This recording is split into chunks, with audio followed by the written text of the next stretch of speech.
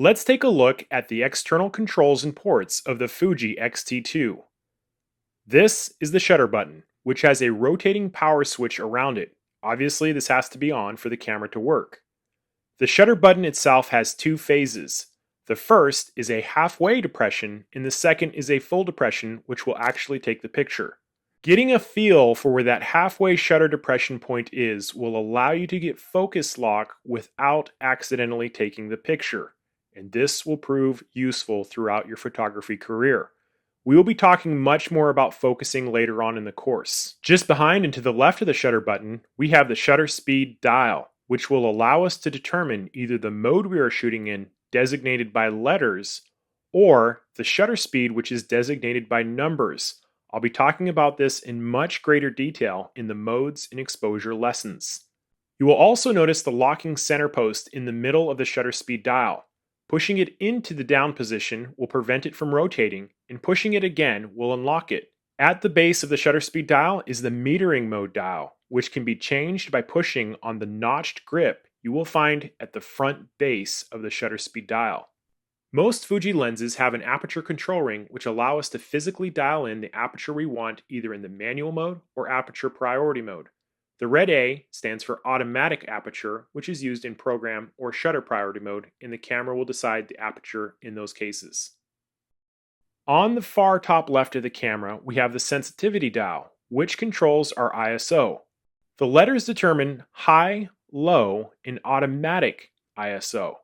It too has a central locking post, and the base of this control determines the drive dial, which is what the camera does after a full shutter button depression. It may be video recording, multiple or single frames. They can be changed with the notched lever in front of the sensitivity dial, and we'll be talking about the drives individually a little later. On the top far right of the camera, we have the exposure compensation dial, which will allow us to change the brightness of our image in certain shooting modes. And you will notice that we have rotating control wheels in the front and in the back of the camera. They are called the front command dial and the rear command dial, and they will help us change our exposure controls. The rear dial can also be used to zoom in on the image during live view or shooting. The button closest to where your right ring finger would rest is the lens release button, which you will press every time you want to remove a lens from the camera body. On the opposite side, we have the auto focus mode selector switch, and above that, we have the sync terminal for connecting to a studio strobe. On the left side of the viewfinder, we have the play and delete image buttons, and there are several FN or function buttons, each with different default settings. FN1 is between the shutter speed dial and the compensation dial. It will activate face detection. FN2 is in front of the camera, just below the front command dial. It opens our drive settings. There are 4 FN buttons on the back directional pad, which can also be used to navigate menus and controls. The central button will access the deep menu, as well as act as an enter button.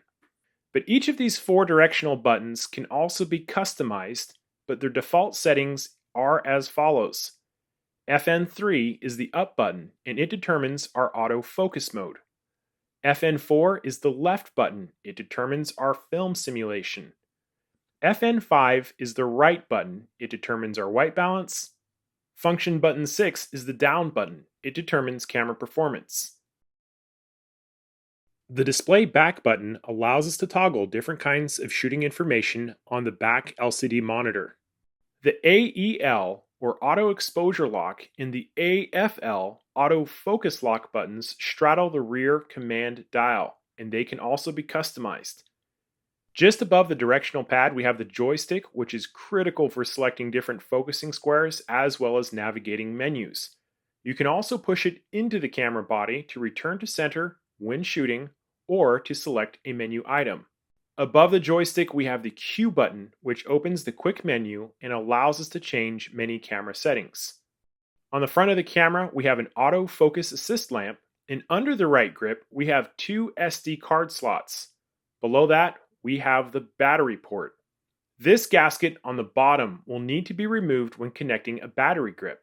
And on the far left of the camera, we have a little door underneath which we will find a microphone port, a USB 3 terminal, HDMI out, and a remote control terminal. As you probably know, we have a tilting monitor, but there is also this little button on the left side of the screen which will allow us to rotate the monitor to the right. On the very top of the camera, we have the hot shoe, which is necessary for attaching a flash or other accessories. And on the left of that, we have the diopter adjustment control, which will allow us to change focus when looking through the eyepiece. It's very useful if you wear corrective lenses. On the right side of the viewfinder, we have the view mode button, which allows us to toggle different display options using either the eyepiece or the back LCD monitor.